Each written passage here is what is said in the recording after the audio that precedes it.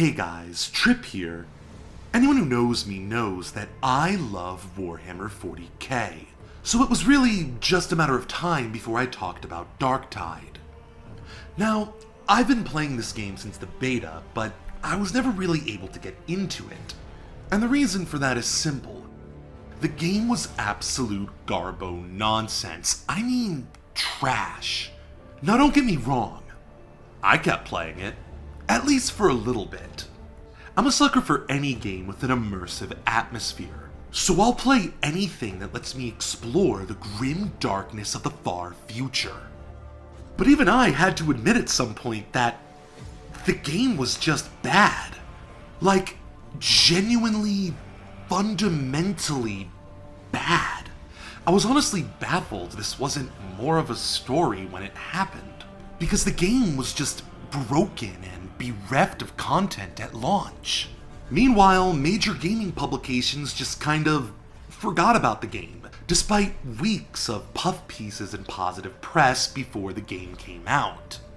Honestly, some of what the developer was saying and doing during this period was borderline false advertisement. I guess it just goes to show that this industry has learned nothing from Cyberpunk. Or if it has, it's certainly learned the wrong lessons. But we're getting sidetracked. As for why I didn't talk about this, well, I admit, I was busy with my day job at the time, and I just did not have the energy to go on a full-blown gamer tirade. Even now, I don't want to get into the weeds of what did or didn't happen during the release window of this game, but I don't think we should forget it either, and it might be a good idea to read up on this fiasco yourselves. Honestly, this is one of those games that needs a What Happened episode from Matt McMuscles, because it was a wild ride. So, with that massive disclaimer out of the way, now that the game's gone through a bunch of updates, how do I feel about it? Well, I gotta admit, despite everything it took to get us here, Darktide is pretty damn good. Now that the game actually feels finished, I decided to start from scratch on a new character. As I record this, I'm getting close to max level, and I've had a blast. Sure, the story is still pretty bare bones and frankly kind of embarrassing, but pretty much everything else about this game exceeds my expectations. There's honestly so much I want to say about this game that I don't even know where to start. So for now, let's focus on the two things I think Darktide does best: gameplay and atmosphere. When it comes to games like this, or most games for that matter, I care a lot less about hard mechanics and endgame balance than I do about game feel. The impact and feedback of my actions. How does it feel to swing an axe or pull a trigger? Put simply, so long as the gameplay feels good, I'm easy to please. You know, so long as there aren't massive problems with some other element of the game. Things like, I don't know, game-breaking lag, broken AI, balance so bad that even I notice it. If you played Darktide early on, this probably sounds familiar.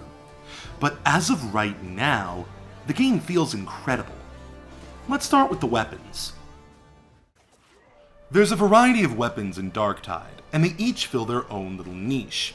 Some weapons use wide, sweeping arcs ideal for crowds. Others do massive damage to single enemies. There's guns that fire in bursts, single shots, or full auto, all with their own benefits and drawbacks like accuracy, range, and ammo consumption. The differences between weapons can be subtle, but they can radically alter your strategic approach. Sometimes it's not so subtle. Sometimes you find a staff that treats people like bowling pins.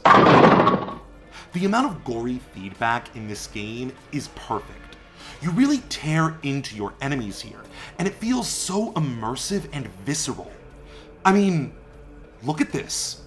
They explode like gushers. First-person melee combat is usually terrible, but these weapons feel great to swing. They're strong, they have weight, and they never feel too slow. Now, believe it or not, this game isn't just mindless carnage. There's a rhythm and a flow to every move you make. The controls in this game are both responsive and precise. You can't just run into a room guns blazing and expect to succeed. You need to respect the speed, arc, and damage of your axe, the wind-up and payoff of your spells. You need to know when to take cover and when to dodge like an Eldar. But it's not just about the rhythm of your own character, but the flow of the battle itself. The enemies behave like a swarm, but it's not pure chaos. Now, trying to anticipate every potential attack seems daunting, and it should. But you'll quickly realize that many of your attacks affect multiple opponents at once, and the same goes for your block and push abilities. This means you can easily counter large groups of enemies at once. So it's less about anticipating what everyone's going to do and more about controlling the crowd as a whole. Over time, just as you master the flow of your own character, you'll begin to master the flow of the enemy mob. When you're playing this game right, it almost feels like you're psychic. You start developing instincts that help you predict what the enemy is about to do. It all feels so organic and natural. This game is a dance macabre. It's a symphony of slaughter, and your weapons are the instruments. It's one part art and one part science. And I haven't mastered it yet. A lot of this game comes down to timing. Things like, how long will it take to kill an enemy based on your weapon? When should you switch weapons? How long can you afford to focus on what's in front of you when there might be something behind you? You can't just button mash your way to success here. Every input matters. It's all about knowing when to do what and how long it takes to do it. And that's before we even get into the team dynamics. Every decision you make has to be adjusted based on the decisions of your comrades. Believe me, it isn't as hard as it sounds, but the game definitely keeps you on your toes. This is the kind of mental stimulation that makes me love action games. Who says this is mindless? When everything is in sync, when you're in tune with your teammates, your weapons, and the enemy mob, this is when DARKTIDE really starts to shine. But for all the things I love about the gameplay, I don't think it's flawless. One of my biggest gripes with the gameplay is the movement speed. Now, I've been told this is a normal thing in these types of games, something about encouraging group cohesion, but it still feels slow and kind of clunky to me. Even after upgrading my movement speed, the results are still too slow for me. Sure, it's responsive enough, but it feels like I'm wading through knee-high water. As smooth as the weapons are in this game, I would have appreciated more fluid movement. For reference, this is the kind of speed I expect from shooters, so I'm pretty biased on this.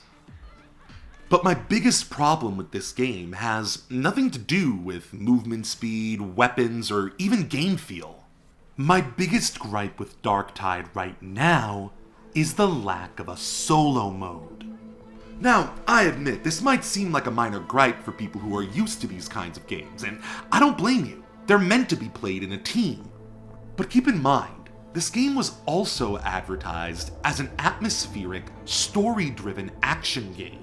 And even though the story was clearly gutted before release, the game still takes place in these incredible environments, dripping with atmosphere and environmental storytelling.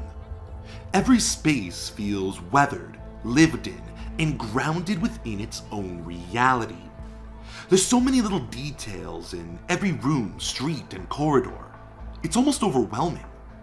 You can hear loudspeakers spouting propaganda from both sides of the war. The walls are lined with authoritarian rhetoric. Sometimes I find myself staring out into the distance, chills running down my spine as I come to terms with the sheer scale of this mountain-sized city. And it's almost impossible to appreciate any of this while you're sprinting through the map to catch up to your teammates. A solo mode would be such a breath of fresh air for this game. Look, I love playing with my friends as much as the next person. You know, if I had friends. But sometimes, I just want to enjoy the level, explore every nook and cranny, immerse myself in the experience of my character. And it's kind of hard to do that while you're being pressured by 3 friends, or even complete strangers. To make matters worse, a solo bot mode was advertised by the developers. There's even bots that appear in the game while you wait for other players to join your party. After release, the developers promised it would be added by December of last year. Last I heard, the devs said it wasn't a priority anymore, despite what they claimed before. Oh well, yet another lie from Fat Shark. But who's keeping count, am I right? Me. I am. So that's Darktide, a game with a terrible narrative, amazing world building, and gameplay that feels phenomenal. Oh wait, you guys are mad I haven't talked about the music, right? Well, like I said, this video is mostly about the gameplay, or at least the parts of the gameplay that I care about. If you guys want me to talk more about this game, let me know. I can see myself playing this for a while, and I'd love to share some more content with you guys. There is a lot I want to say about this game's story. And as for next time, well, I'm not sure yet. I gotta think of some way to ring in the new year. I got a few ideas up my sleeve. Speaking of which, you guys are probably wondering why I haven't talked about Starfield yet. Till next time. Hey guys, Trip here, and I'm finally back from officiating my sister's wedding. It was great. Then everyone but me and my mom got sick. That was less great, so I had to stay a bit longer than I anticipated. I don't want you guys to think I've disappeared on you again. You know I can't quit you. So, some updates. I got a new SSD, so I can finally play a lot of the games on my backlog. Turns out games like Baldur's Gate really don't like it when you play on a hard disk. For those of you wondering, no, this isn't my first SSD, but my other one was filled to the brim with half-finished videos. Oops. Look, I'm just glad I'm getting better at this. Putting yourself out there is really hard when you have an anxiety disorder, but I'm just sick of half-finishing something and not releasing it. I really care about this channel, and I hope it comes through. I really care about you guys.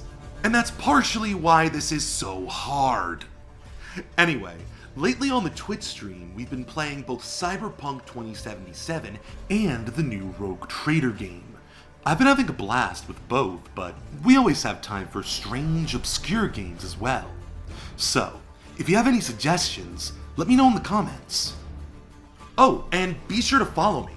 My Twitch following is way smaller than my YouTube one, so I'm trying to see if I can maybe, cross the beams a bit here.